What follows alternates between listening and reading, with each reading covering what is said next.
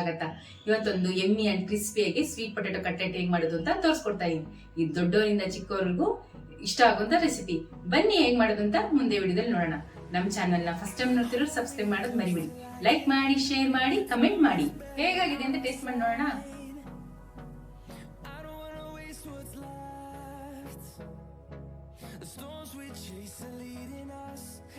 ತುಂಬಾ ಸಕ್ಕತ್ತಾಗಿದೆ.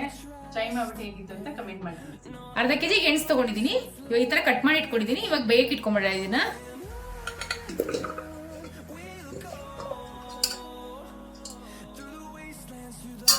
ಇದು ಮುಳುಗಷ್ಟು ನೀರು ಹಾಕಬೇಕು.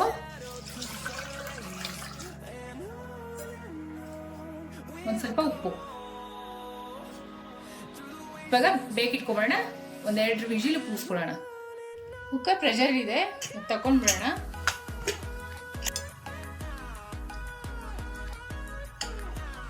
ನೋಡಿ ಈ ತರ ಬೇಯಬೇಕು. ನೋಡ್ತಾ ಇದ್ದೀವಿ ನೋಡಿ, ಸ್ಪೂನಲ್ಲಿ ಇದು ಮಾಡ್ಕೊಂಡು ಫುಲ್ ಸ್ಮ್ಯಾಶ್ ಆಗಬೇಕು. ಆ ತರ ಬೇಯಬೇಕು. ಅರ್ಧ ಕಾಲಿಫ್ಲವರ್ ತಗೊಂಡಿದ್ದೀನಿ. ಇದು ಸಣ್ಣ ಸಣ್ಣಗೆ ಪೀಸ್ ಮಾಡ್ಕೊಂಡ್ಬಿಡೋಣ.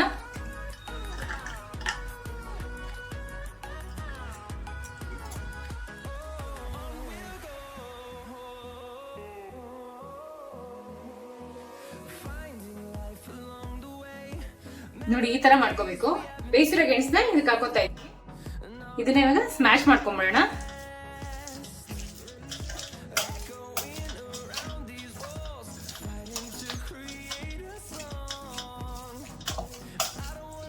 ನೋಡಿ ಫುಲ್ ಚೆನ್ನಾಗಿ ಸ್ಮ್ಯಾಶ್ ಮಾಡ್ಕೋಬೇಕು. ಒಂಚೂರು ದಪ್ಪ ದಪ್ಪ ಇರಬಾರ್ದು. ನೋಡಿ ಫುಲ್ ಸ್ಮ್ಯಾಶ್ ಆಗಿದೆ. ಇವಾಗ ಗೆಣಸನ್ನ ಈ ತರ ಸ್ಮ್ಯಾಶ್ ಮಾಡ್ಕೊಂಡ್ಮೇಲೆ ಸಣ್ಣ ಕಟ್ ಮಾಡ್ಕೊಂಡಿರೋ ಕಾಲಿಫ್ಲವರ್ ಹಾಕೊಂತಾ ಇದೀನಿ. ಈರುಳ್ಳಿ ಹಾಕೊಂತಾ ಇದೀನಿ. ಸಣ್ಣಕ್ಕೆ ಈ ತರ ಕಟ್ ಮಾಡ್ಕೋಬೇಕು. ನೋಡಿ ಹಾಕೊಂತಾ ಇದೀನಿ. ಕ್ಯಾರೆಟ್ ಹಾಕೊಂತಾ ಇದೀನಿ. 1 ಟೇಬಲ್ ಸ್ಪೂನ್ ಬೆಳ್ಳುಳ್ಳಿ ಹಾಕೊಂತಾ ಇದೀನಿ. 1 ಟೇಬಲ್ ಸ್ಪೂನ್ ಶುಂಠಿ, 3 ಟೇಬಲ್ ಸ್ಪೂನ್ ಚಿಲ್ಲಿ ಫ್ಲೇಕ್ಸ್ ಹಾಕೊಂತಾ ಇದೀನಿ. ಒಂದು ಅರ್ಧ ಟೇಬಲ್ ಸ್ಪೂನ್ ಚಿಲ್ಲಿ ಪೌಡರ್ ಹಾಕೊಂತಾ ಇದೀನಿ. ಒಂದು ಅರ್ಧ ಟೇಬಲ್ ಸ್ಪೂನ್ ಪೆಪ್ಪರ್ ಪೌಡರ್, ರುಚಿಗೆ ತಕ್ಕಷ್ಟು ಉಪ್ಪು, 100 ಗ್ರಾಮ್ ಅಷ್ಟು ಪನ್ನೀರ್ ಹಾಕೊಂತಾ ಇದೀನಿ. ನೋಡಿ ಈ ತರ ತುರ್ಕೊಂಡು ಹಾಕೋಬೇಕು.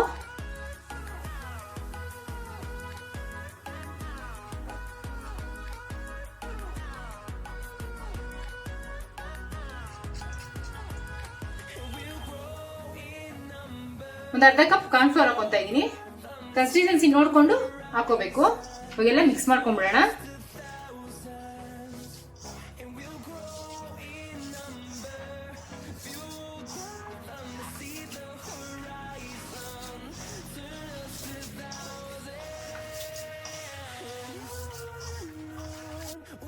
ನೋಡಿ ಈ ತರ ಮಿಕ್ಸ್ ಮಾಡಿ ಇಟ್ಕೋಬೇಕು.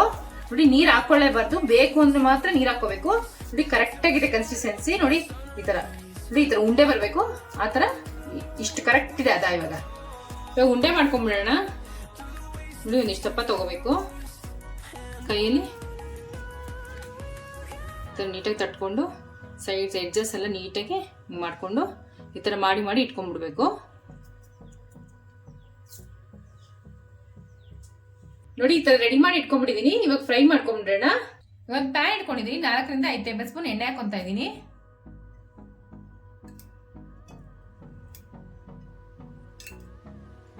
ನೋಡಿ ಎಣ್ಣೆ ಬಿಸಿ ಆದ್ಮೇಲೆ ಶಾಲಾ ಫ್ರೈ ಮಾಡ್ಕೊಂಡ್ಬಿಡೋಣ. ಎಣ್ಣೆ ಕಾದಿದೆ, ಒಂದೊಂದೇ ಹಾಕೊಂಡ್ಬಿಡೋಣ.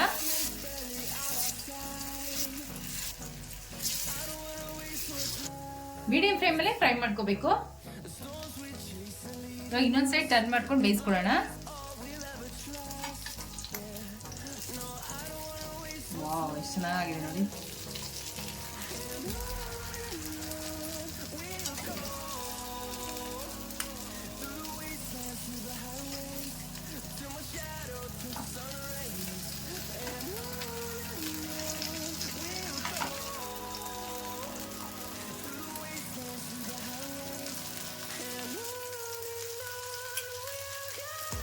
ತರಕಾರಿ ತಿನ್ನಲ್ಲ ಅಂತ ಮಕ್ಕಳಿಗೆ ಈ ತರ ಮಾಡ್ಕೊಡಿ. ಇಷ್ಟಪಡ್ಕೊಂಡು ತಿಂತಾರೆ. ತುಂಬಾ ಟೇಸ್ಟಿಯಾಗಿ ಇರುತ್ತೆ. ಮತ್ತೆ ನಾವು ಶಾಲಾ ಫ್ರೈ ಮಾಡ್ತಾ ಇದೀವಿ. ಇದಕ್ಕೆ ಡೀಪ್ ಫ್ರೈ ಮಾಡ್ಕೋಬಹುದು.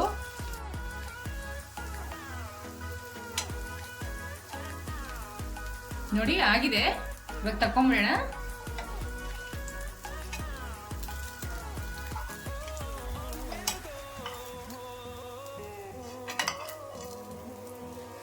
ಕಟ್ಲೆಟ್ ರೆಡಿ ಆಗಿದೆ, ಸವಿಯಲು ಸಿದ್ಧ. ಒಂದ್ಸರಿ ಟ್ರೈ ಮಾಡ್ಬಿಟ್ಟು ಹೇಗಿತ್ತು ಅಂತ ಕಮೆಂಟ್ ಬಾಕ್ಸ್ ಅಲ್ಲಿ ತಿಳಿಸಿ. Thanks for watching our video.